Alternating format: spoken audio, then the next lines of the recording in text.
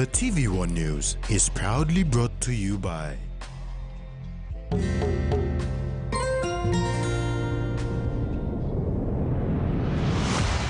BSP, our bank, our people.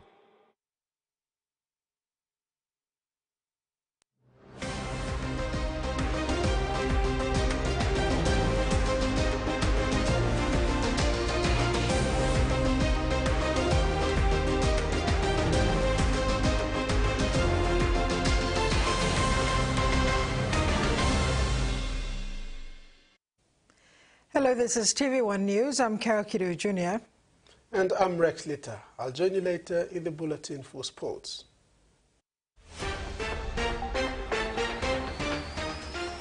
In this edition, policemen committed to stand trial, census kicks off for Medang, and Booker Rugby returns.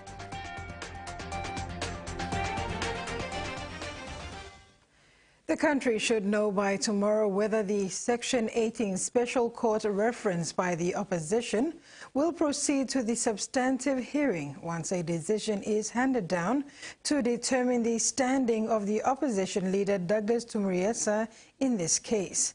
A full Supreme Court bench today deliberated on submissions and a decision was reserved for 9:30 a.m. tomorrow. Lawyers representing the Speaker and the Attorney General in their submissions highlighted reasons why Tumuriesa should be disqualified in this matter. Anticipating the decision to be handed down today, Courtroom 1 was packed to capacity, and in attendance were the alternate Prime Minister Rainbow Paita, Opposition Leader Douglas Tumuriesa, Deputy Opposition Leader James Nomane, among others. While the decision was reserved for tomorrow, the progression of the Section 18 Special Court reference will depend on the outcome of this decision. If the bench determines that the opposition leader, Douglas Tumuriesa, does not have a standing in this matter, it will mean the end of this special reference case. But if the court finds otherwise, the case will proceed to the substantive matter, where the opposition is seeking the court's interpretation of certain parts of the Constitution, particularly parts of Section 145 that deals with the motion on the vote of no confidence. And the Attorney General's counsel, Dane Mell, is prepared to intervene by way of an objection to competency if the decision tomorrow goes in the opposition's favor. However, that decision has been reserved to tomorrow, and so we'll leave it to the courts to make that decision. We will not preempt the court's decision. We'll be patient until tomorrow at 9:30, but we're very confident. And we feel comfortable. There's no pressure on our end, and we will allow the wisdom of our lawyers to take us through. Outside court, a calm opposition leader, Douglas Tumuriesa, thanked his lawyers for handling the first part of the special reference case. We have that objection ground. A number of objection grounds are in our notice of objection to competency, which we will raise at the appropriate time. Residents of Port Moresby and supporters have been urged to remain calm and allow the court to hand down its decision tomorrow. Ruth Rungula, TV1 News. The 6 police officers and an informer who were arrested and charged with murder for the death of 18-year-old Kimoli Dagoba were today committed to stand trial at the National Court. Waigani Committal Court Magistrate Albert Daniels committed regular policemen Constable One Piece Bonnet, Cillian Saluhali and Frederick Siri, reservist Mel Taime, Waine Tali and Christopher Tokana, and informer Joseph Ronnie to stand trial for the death of Kimoli on November 28, 2023. There was sufficient evidence to commit the 7 to stand trial at the National Court. Late Kimoli's father, Morogo Dogoba, thanked the court for its orders. He said it has been 6 months since the passing of his son, and all he wants is for justice to prevail. So in this case, Kimoli, and me block fighting this case for Papua New Guinea, all line of Port Moresby. All line me block. All this police also running picking man Mary. It is alleged that Kimoli was beaten to death by the police. An investigation by police and a post-mortem report indicated Kimberly's death was caused by a force trauma to the chest and head from a blunt object. Tracy Pa, TV1 News. Morabe Governor Luther Wenge has called for the deferral of the local level government elections, which is set to commence on Thursday, July 25th. Governor Wenge said with the nationwide census still underway, resources including manpower are already stretched thin. Morabe Governor Luther Wenge outlined in a media briefing today that the nationwide census, which suffered drawbacks due to funding constraints, is still underway, while the local level government elections, set for Thursday, July 25th, is only a few weeks away. Governor Wenge said both are important national events that require time and planning to ensure a successful conclusion. These people are not completing their role, not completing their census. They will be asked again to conduct the election, and there will be insufficient number of people to make sure that both events takes place successfully.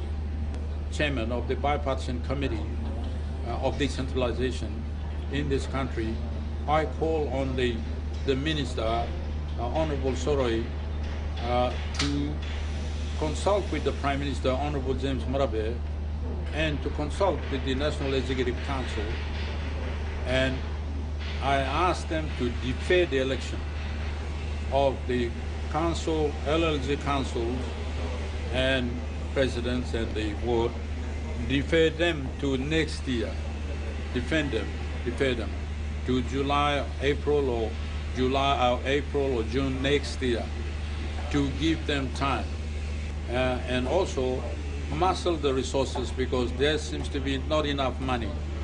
There seems to be not enough money to allow to conduct the census, and there seems to be not enough money to conduct the election of the council and council president. So the wise things to do, and the respectable thing to do, and the fair thing to do is to defer the election, and allow the work on the election, the census to take place and go ahead. The Minister for Provincial and Local Level Government Affairs, Soroi Ewe, recently listed the tentative LLG election dates as the issuance of writs will be at 4 p.m. on July 25th, nominations will close at 4 p.m. on August 1st, polling starts on August 24th and will end on September 6th, while writs will be returned on or before September 27th. Kamila Gware, TV1 News, Ley. Medang Province today launched its census exercise with the provincial administrator, Frank Lau, being citizen number 1 to be counted. After a week's delay, the materials finally arrived and enumerators took to the streets for the census exercise today. Medang residents are urged to stay home and await the census data collection team. The provincial census coordinator, Brid Kinjakali, during the official launching yesterday at the provincial administration building, said the enumerators have gone through training and have received the equipment to commence data collection. We have been going through some difficult times to the challenge to undertake these census exercise, but we are now starting the enumeration, and it will roll out to all the 19 LLGs in the province. Provincial Administrator Frank Lau thanked everyone on the ground for being patient despite the lack of logistics to carry out enumeration on time. He also thanked the National Statistical Officers who had been with them throughout the event's lead-up. Mr. Lau encouraged the enumerators to be positive during the exercise, as there will be challenges faced while at work. I would like to thank my enumerators on the ground, people who have been, receiving training. So I'm pretty sure that from here onwards, the job will become very, challenging, but we will try to manage and reach our target on time. Jeffrey Wara, the security coordinator from the Census National Coordination Directorate, thanked Mr. Kinjakali for the efforts put into coordinating Medang's enumeration. It's good to see that Medang is now starting its enumeration with our citizen number 1 in the province, provincial administrator. That will now officially mark the beginning of enumeration for Medang province. The census population count has made a breakthrough from the formerly pen and paper interview system to the new computer-assisted personal interview, which comprises 6 major questions, have the sub-questions associated with them. Previously, with the paper and pen interview system, 33 questions had to be answered and it was time-consuming. It is hoped that with swift coordination and teamwork, Medang can finish in time and revert vital data needed for proper planning of the expanding province. Susan Oreape, TVWAN News. You're watching TVWAN News. After the break, lawyers encouraged to use artificial intelligence and Theodis renews partnership.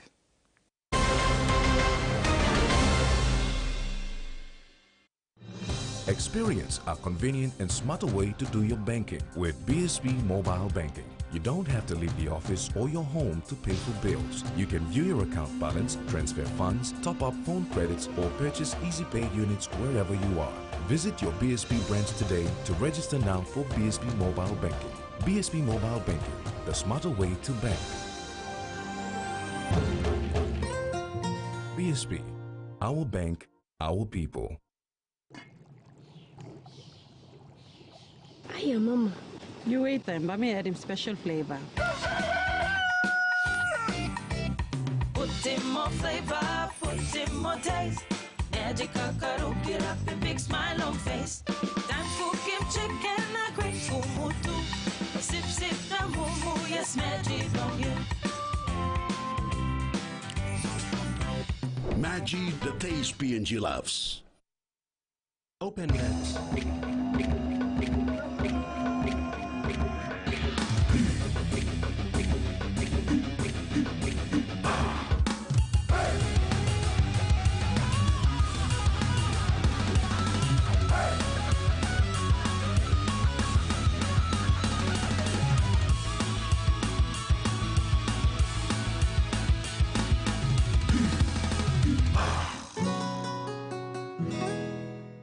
He says the best Hunters players come from his region.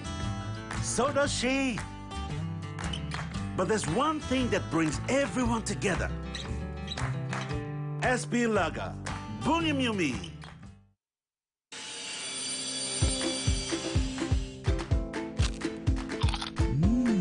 Right across the nation, we eat snacks crackers.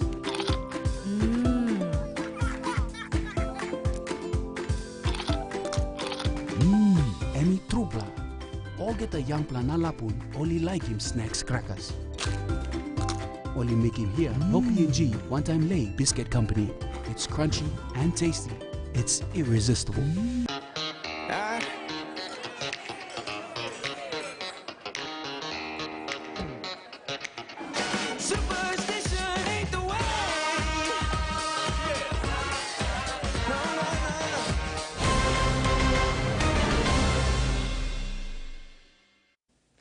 Welcome back. Lawyers in Papua New Guinea are encouraged to use artificial intelligence to help improve their legal practices. However, there are risks to consider when using this application. Presentation of this application was delivered by Catherine Hartigan, Deputy President of the Industrial Court of Queensland. During the seminar on ethical practice requirements for lawyers in Port Moresby this week, Deputy President of the Industrial Court of Queensland, Catherine Hartigan, encouraged Papua New Guinea's lawyers to start utilizing artificial intelligence, or AI.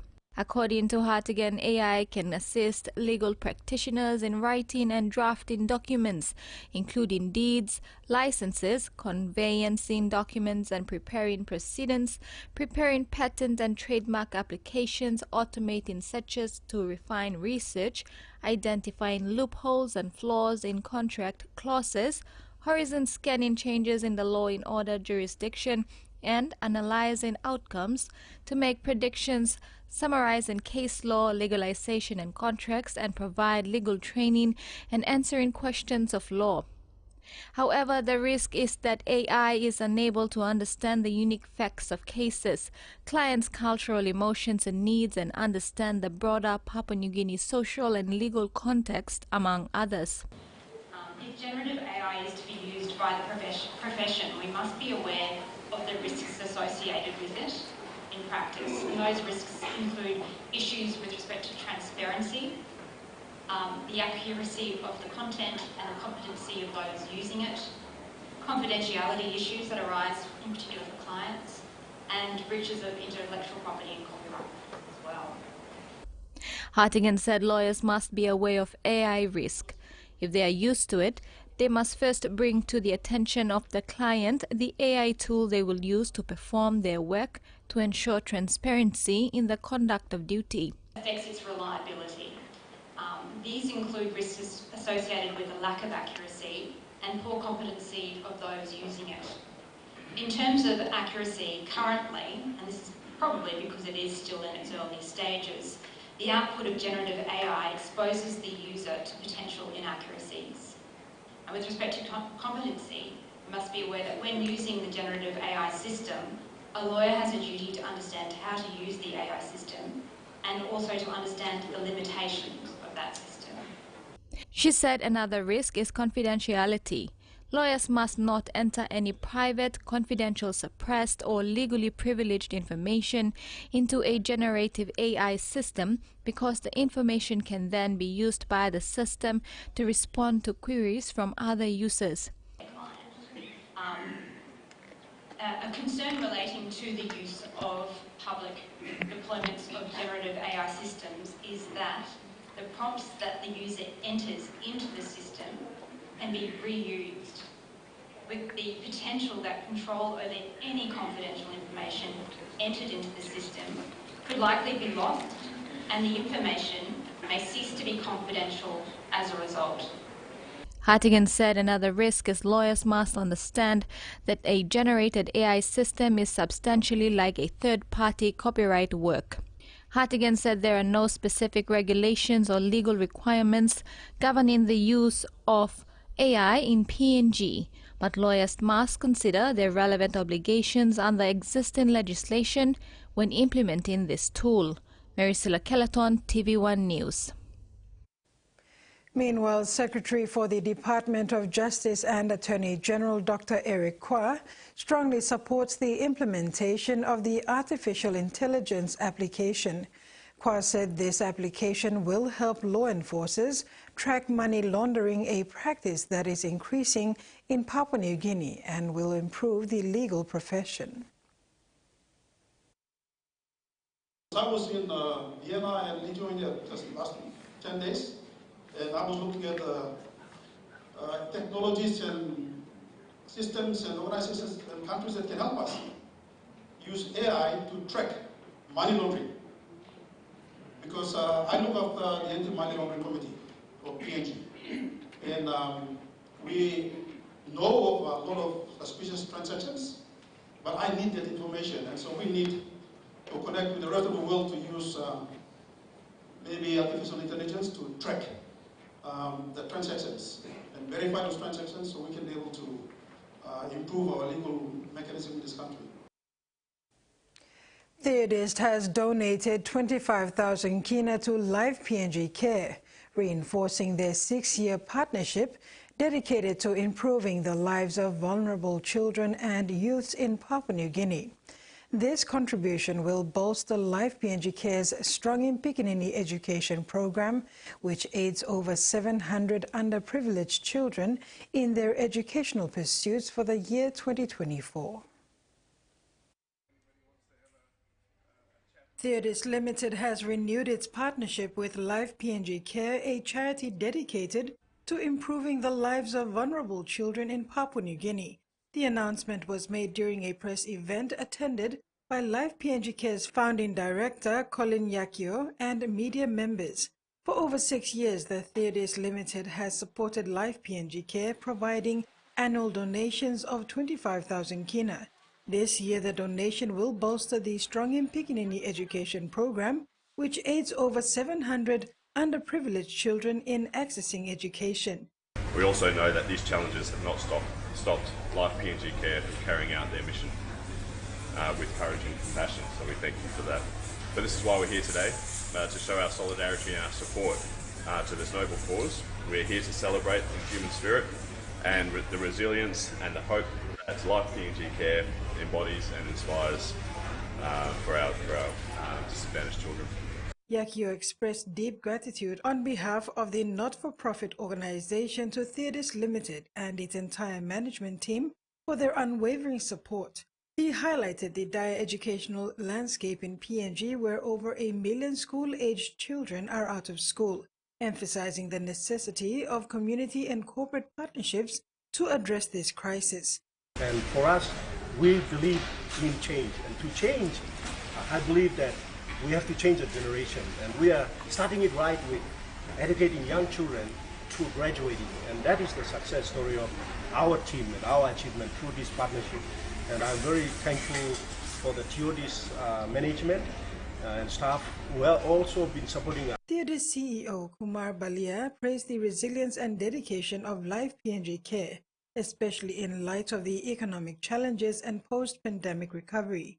He reaffirmed the company's belief in the power of education to transform lives and communities and their shared values of respect, dignity, and equality. The partnership has already seen results, with 2 students from Life PNG Care graduating from university and securing employment. This collaboration underscores the role that corporate social responsibility plays in societal development, committed to building a stronger, more educated community. The recent Kids for Conservation program was a remarkable success. 7 enthusiastic young nature lovers came together for a day filled with exciting adventures and hands-on learning about the importance of conservation. Participants embarked on journeys to discover the wonders of nature, engaged in play-based learning, and took part in various hands-on activities. Each child was awarded a Kids for Conservation certificate at the end of the program, recognizing their commitment to understanding and preserving the environment. The next session of the Kids for Conservation program went underway today. This is a fantastic opportunity for children to learn, grow, and positively impact the world around them. Parents are encouraged to secure a spot for their young explorers for registering. NASFAN this afternoon announced the incoming 6th Annual Employer Awards set to take place on Wednesday, July 3rd at the APEC House. The awards celebrate employers who prioritize their employees' financial well-being and retirement planning. NASFAN's 6th Annual Employer Awards marks a significant occasion on NASFAN's yearly calendar, dedicated to honoring employers who demonstrated exceptional commitment to their employees' superannuation throughout 2023.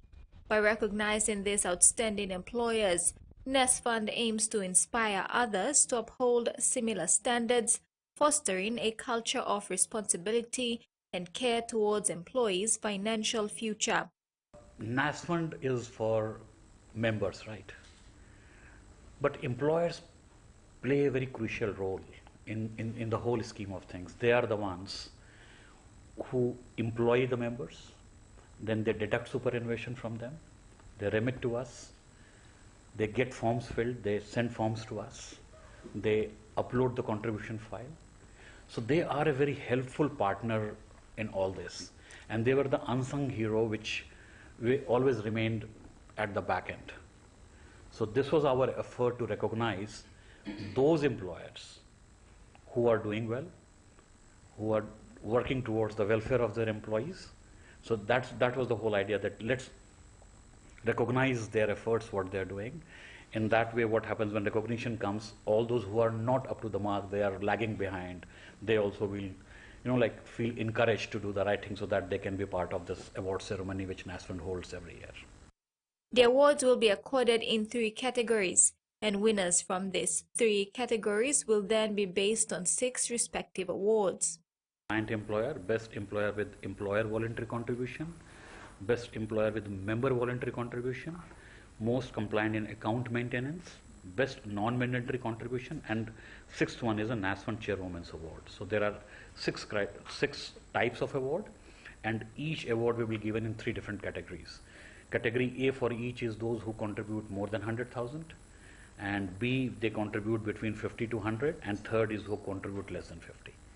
For us, it's not just so much as recognition of the excellence or the performance of employees, but for us it's also the importance of making sure that the employees do the right thing so that we can do our job better or easier.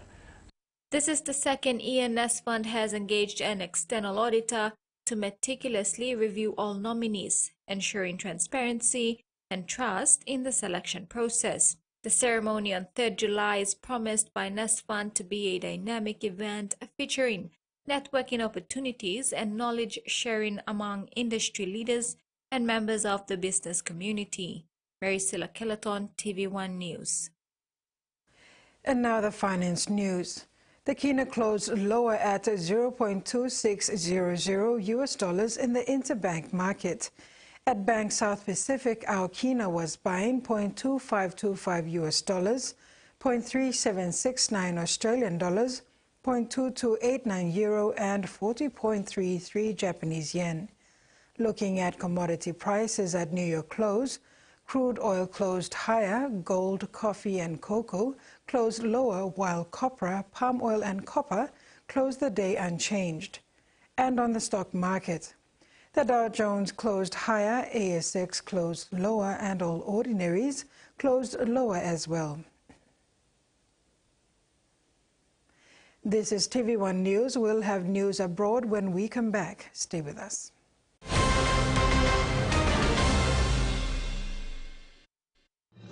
Experience a convenient and smarter way to do your banking with BSB Mobile Banking. You don't have to leave the office or your home to pay for bills. You can view your account balance, transfer funds, top up phone credits, or purchase easy paid units wherever you are. Visit your BSB branch today to register now for BSB Mobile Banking. BSB Mobile Banking, the smarter way to bank. BSB, our bank, our people. A true champion is measured by their courage, their determination, and their passion to never give up and to always keep trying. With a delicious Milo and milk taste and added nutrients, Milo and milk is a great way to fuel our little champions with nourishing energy every day. Because true champions give it their all. Milo, PNG and Mia. Pine PNG made. All Mama Flame is story all same. Me say you seen flame flower long one yam. Me say me Kim Kai Kai belong family belong me. You go more yet. Man belong me save like flower balls belong me what them kawa war na spring onion. All pikinini belong me save like him to mas pineapple donut me save walk him lo house. Me make kumu mix him on them cow na karama pim long flower. Tasty hash browns. Time is scaling one time wala harpela kai kai. Me save kissing more kai kai long all get a toya me tromoy one time flame flower. You in a baking more one time flame flower. Enjoying life when we work together, making happy memories that last forever. Hot in talk, young or old, let's raise family meal with home. We'll bring out the smiles cause it's our favorite of mine.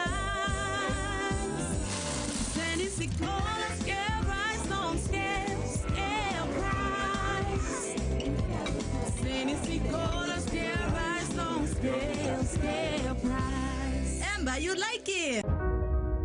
Hardware House is more than just a store. It is where quality meets affordability, where culture is proudly celebrated.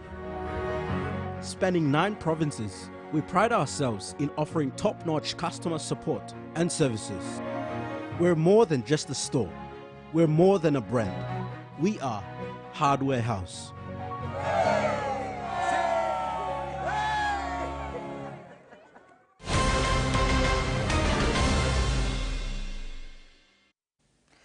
Thanks for staying with us. Julian Assange is standing on Australian soil, having spent his first night in his home country in nearly 15 years. His lawyer, Jen Robinson, filled with emotion, said Assange's return home had saved his life. Assange has been a fugitive since his organization WikiLeaks published classified United States military footage it alleged showed the killing of Iraqi civilians and 2 Reuters journalists by U.S. forces.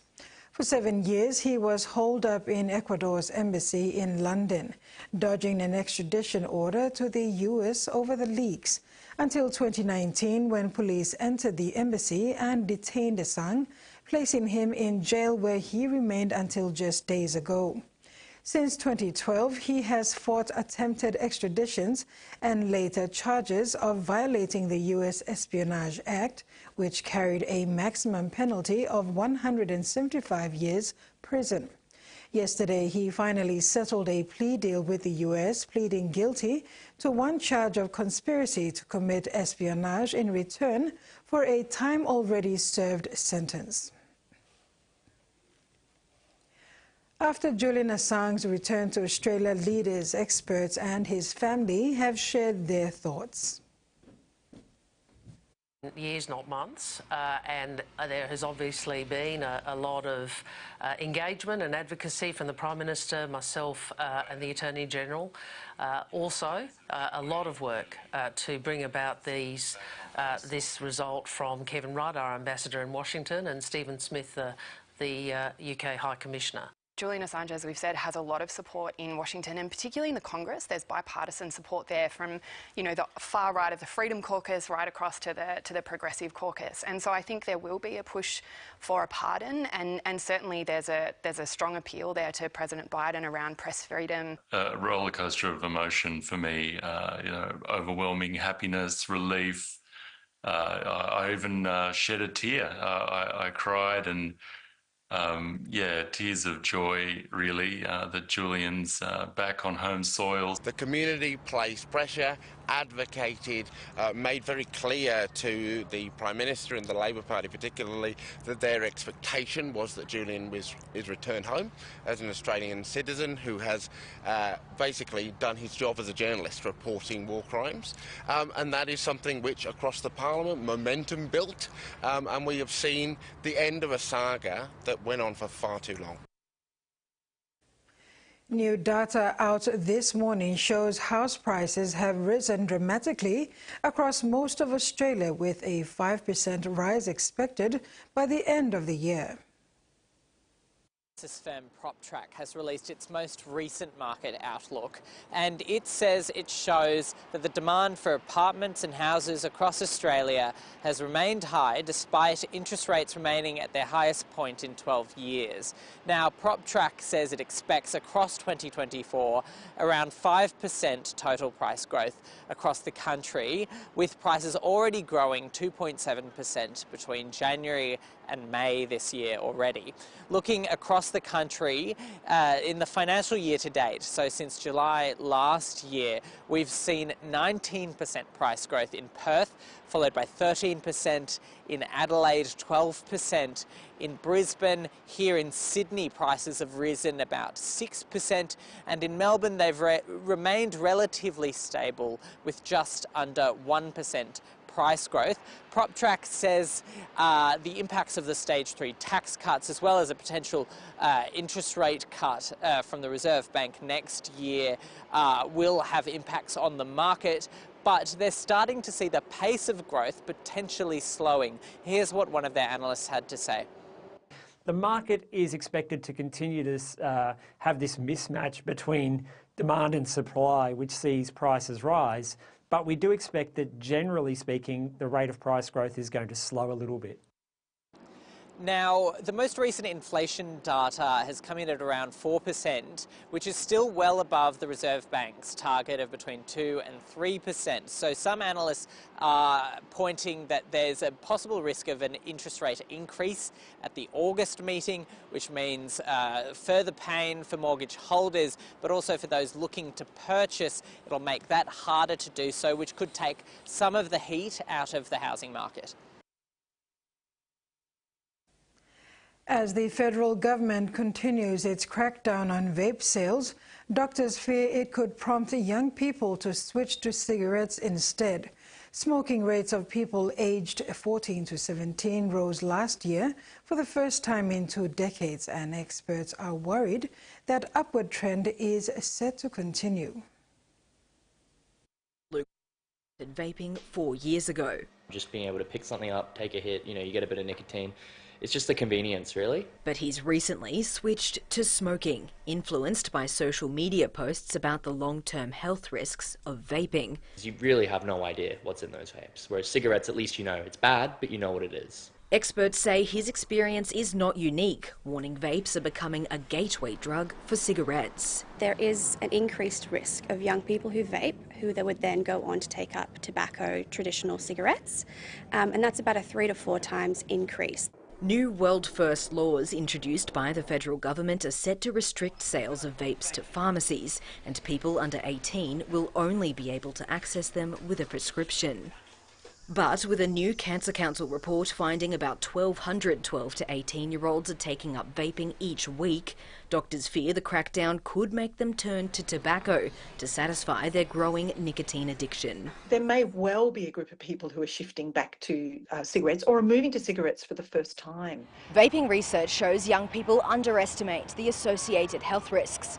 But as anti-vaping campaigns continue to reach teenagers and young adults, there are new concerns. Many have lost sight of the dangers of smoking. So they haven't been exposed to as much information, perhaps as they maybe need to have been, on just how harmful and how damaging tobacco and traditional cigarettes really is. Mr. Wallace says he'd feel safer using a regulated vape from a pharmacy. If the government's kind of, stepping in and being like, okay, this is what we're offering, I think that's definitely a good thing. But his message to others is simple. If you haven't started, just don't.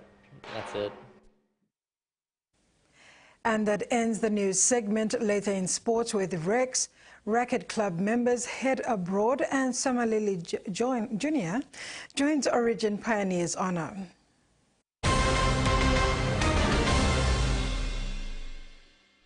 New Fabuloso multi-purpose cleaner with an irresistible fragrance that lasts all day long, creating a field of flowers in every corner of your home with an irresistible fragrance that lasts and lasts all day long. Fabuloso, irresistible fragrance. Hi, I'm Chef Jules Henow, and this is where my true inspiration for cooking started. Like most of us, I learned to cook from my mum. Nothing beats simple recipes where fresh local produce is at the heart, especially when it's a home-cooked meal, prepared and shared with the ones you love. And in PNG, no meal is complete without rice. And my choice is always True Guy. True Guy, true inspiration through generations. The Power Play Awards Papua New Guinea are back. Launched by ExxonMobil to recognize its valued external partners, the program celebrates the accomplishments of exceptional women and the men that support them across both the LNG and decarbonisation industries. Are you Papua New Guinea's next power player? Applications now open across 4 categories: the Rising Star, the Low Carbon Accelerator, the Ambassador and the Pioneer. Visit pnglng.com to enter today. Give me 5. Somebody brings to you this great offer from Digicel. 5 GB, 5 days for 5 kina. Visit a Digicel store or Cell Money agent. Put money in your Cell Money wallet and dial *888 to buy today. Digicel Business.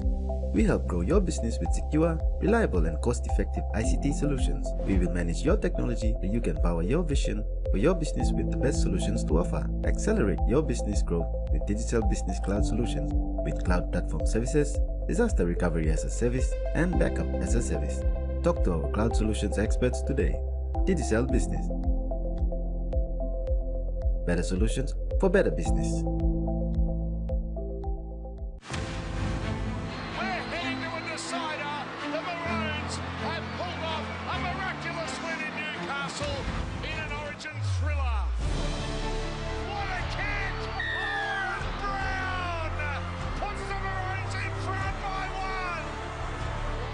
Not a field goal, that's a miracle.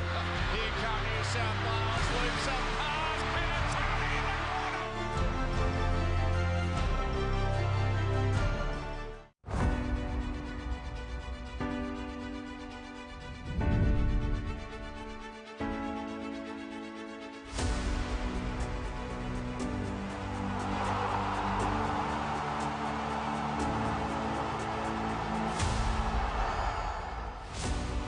opening ceremony of the 2024 Olympic Games live from Paris.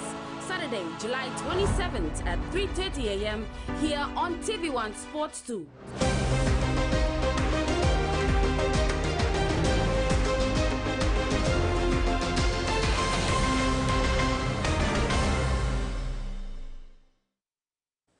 Welcome back.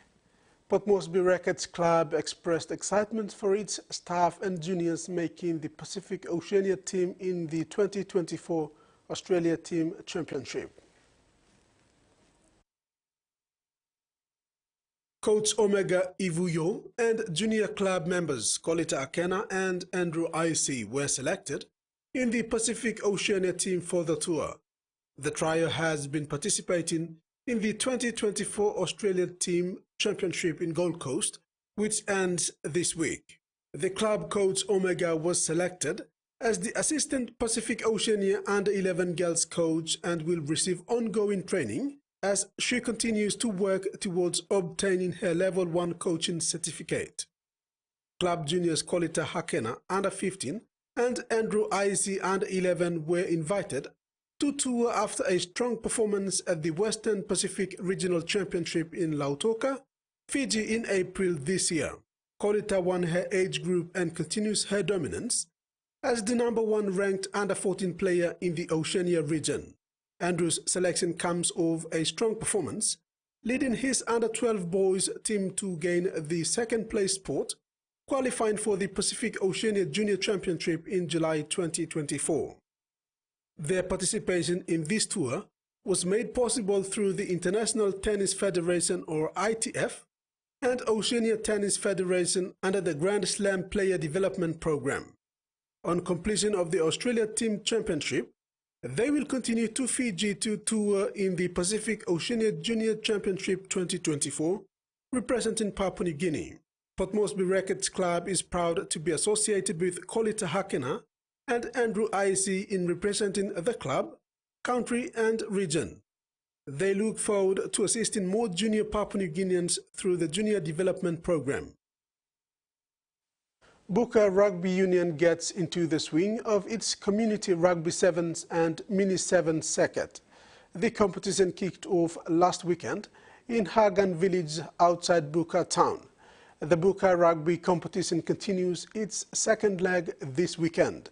It is getting more interesting and inclusive as the tournament gets to be hosted in selected constituencies of the autonomous region of Bougainville. It is paving the way for the much-anticipated 2024 Black Orchids Sevens. The community rugby concept unites the region for the greater part and builds on the gradual involvement of the code in the province. The Community Sevens will do 8 rounds of matches until October. South Africa is through to its first ICC T20 World Cup final after defeating Afghanistan by 9 wickets in Trinidad early today. A brilliant bowling performance has secured South Africa's ticket to the ICC T20 Men's World Cup 2024 finals, defeating Afghanistan in the first semi-final in Trinidad. Bowling Afghanistan out for just 56, South Africa hit the straps early by claiming 8 wickets inside the first 10 overs of the inning. Player of the match Macro Jensen, 3 for 16 from 3 overs, Kasigo Rabada, 2 for 14 from 3, and Anij Noche, 2 for 7 of 3, barely putting a foot wrong, before Tamjurai's Samshi cleaned up the trail with figures of 3 for 16 in just 11 balls. It's the first time a team has bowled out their opponents for just under 100 in Men's T20 World Cup semi-final. Tracing just 59, come from South Africa's top order force Afghanistan's hands in deploying Rashid Khan inside the power play, moving to 34 for 1 after 6 overs.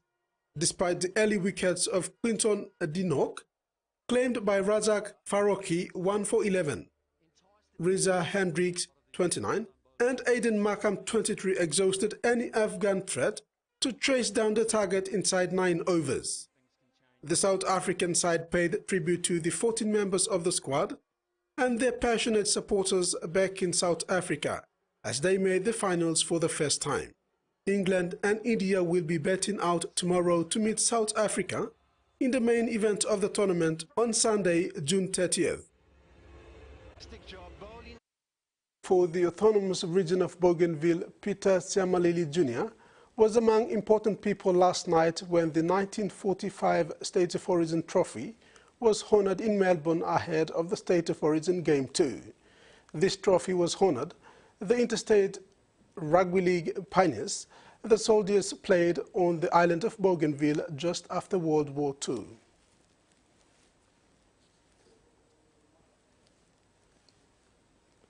New South Wales crushed Queensland 38 points to 18 to level the State of Origin series in front of 90,084 supporters at the Melbourne Cricket Ground. The Blues were almost flawless in the first half, flying out of the blocks to score 6 tries in the most dominant opening 40 minutes in Origin history.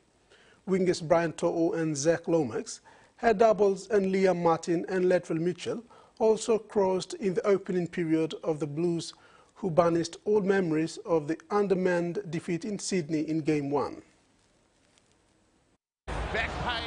After losing the opener 38-10, the Blues came to Melbourne hoping to make a statement, and they did. The Blues enjoyed 68% of possession, completed 21 out of 22 sets, and scored 6 tries to nil to take a 34-0 lead to half-time, a State of Origin record. The Blues crossed first after a lovely step from Martin, having earned 5 repeat sets as the hard-running Blues forwards forced the Maroons back early.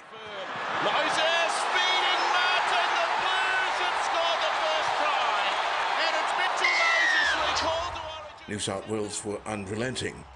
Payne Haas and Angus Crichton were both immense, and it was their powerful runs that led to the second try. Mitchell flicking the ball out the back for Toho to dive over in the left corner to complete another fine set. The flawlessness of the Blues was countered by uncharacteristic sloppiness by the Maroons, kept by the kickoff after the third Blues try was caught by Lomax with his foot on the sideline, handing the ball back to the Blues on halfway. After 25 minutes, the Maroons had missed 20 tackles to the Blues 1, and soon enough were trailing 20-0 after some magical improvisation from Mitch Moses, who grabbed to the left side perfectly for To's second. When Lomax crossed for the Blues' 6th try before halftime, the Blues looked unstoppable. The Blues had their first tackle in the Blues' 20-meter area 5 minutes into the second half. The Blues already had 33 by that time. Martin and Patrick Carrigan were both sent to the bin early in the second half. Obviously spoke to you at the incident about this type of thing happening, all right? So Liam starts it by rubbing the head there. There was a knock-on, but don't take it out of our hands. But as soon as both teams were back to 13 players each, the Blues struck again. Debutant Dylan Edwards diving over in the right corner after another sumptuous pass from player of the match, Mitch Moses. Murray Tuolagi also crossed for the Maroons, but it was too little too late for Queensland, who must lick their wounds ahead of the deciding Game 3 at Lang Park on July 17. Yeah, it was a good performance. I thought we started the way we wanted to. We wanted to kick to the corners and really pride ourselves on our defence, and I thought we earned the right to play footy. We defended well first, and then we had some brilliance in our team that could finish off tries. We just had a simple game plan. We stuck to it and got to our spots, kicked to the corners, and we just played simple footy. And it was a bit of silly stuff in the second half that probably hurt us and probably should have went away with the game a bit more, but we'll learn from that and go take it into Game 3. Terry Longwood, TV1 Sports. That wraps up the sports segment. Carol. Thank you, Rex. And now we'll have the weather forecast for the main centres for the next 24 hours.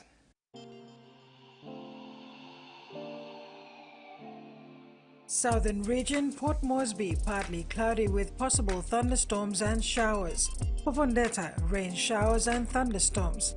Momase, Lae, cloudy periods with some rain showers. Medang, cloudy at times with showers. New Guinea Islands, Kavian, Kokopo and Rabaul, cloudy with some showers and possible thunderstorms. Boka, widespread rain showers and possible thunderstorms. Highlands, Mount Hagen cloudy at times with some showers and drizzles. Coastal waters forecast. Waters of southern PNG and Indonesian border to Daru to Kiwai Islands, Kerema to Yule Island, Hood Point to Samurai Islands, seas 0.5 to 1.5 meters, rising to 3 to 3.5 meters along warning areas. And waters of West New Britain, seas 1.5 to 2.5 meters, rising to 3 meters along the warning areas. And that wraps up the news this Thursday from the news team. Have a pleasant evening. Good night.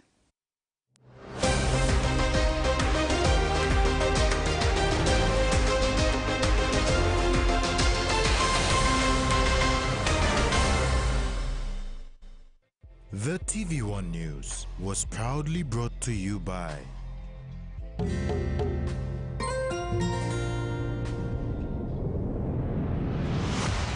BSP, our bank, our people.